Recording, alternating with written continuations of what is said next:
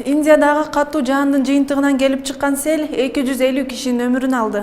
Жана 200 миңден ашуун адамдар турак жайсыз калып, азыр аларды куткаруу иштери кызуу жүрүп атат. Бул жаан сиздер көрүп тургандай Индиянын түштүгүндө күч алууда. Синоптиктердин маалыматы боюнча, бул акыркы 100 жыл ичинде эң катуу жаан болду. Индияда жаан, Орусияда кар жаап атат.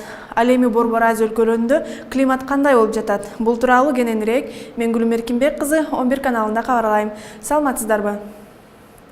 Бүгүн күн ачылып, Кытайдагы Ак Суу шаарында кыргыз туугандарды кубандырып жаткан болсо, эртең кайра эле жаан нөшөрлөп жаа баштайт. Ал эми Урумчи шаарында кар али токтоосу белгисиз. Эртең кар кез-кези менен жаап турат. Казакстанда да ушундай, өлкөдө аяз жүрөт. Мисалы Борбор шаар Астанада кар жаап, абанын температурасы Алмата шаарына салыштырмалуу төмөн болот. Кар бул жерде да жаайт. Өзбекстанда жаандуу күндөр күтөт. Эртең Фергана өрөөнүндө, Борбор шаары Ташкентте жана Нукус өрөөнүндө жаан кечке жаайт. Ал эми Түркменистанда жаан карга айланышы мүмкүн. Себеби өлкөдө абанын температурасы төмөндөйт. Мисалы, Дашогус өрөөнүндө буга чейин кар жаа элек болсо, эртең кар жаай баштайт. Борбор шаары Ашхабадта жаан али токтобойт, абанын ымдуулугу 60%га чейин жетет. Тажикстанда аба ырайы кескин өзгөрүлдү. Жылуу күндөр токтоп, эртең Борбор шаары Душанбеде күндүз жааган жаан карга айланат.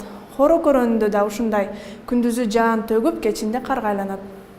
Кыргызстандын түштүгү менен чектешкен Ходжент шаарында жаан жаайт. Кар жаабайт, себеби бул жерде абанын температурасы жогору. Кыргызстанда декабрь айында жаан-чачындуу суук аба ырайы күтүлөт. 9 декабрда түнкүсүн кээ бир райондордо, күндүз көпчүлүк аймактарда жаан жаап карга айланышы, тоо этектеринде жана тоолуу райондордо кар жаашы күтүлөт. Зымдарга жана бактарга суу кар жармашат. Жолдор тайгак болуп, тоолуу райондордо кар күткүсү күтүлөт. Кээ бир райондордо батыштан соккон шамалдын ылдамдыгы секундасына 17-22 метрге чейин жетет. Мындай аба ырайы автожолдордун абалын начарлатат, автоунаа, энергетика жана коммуналдык кызматтардын ишин жана жайыттарда малды кармоону кыйындатат.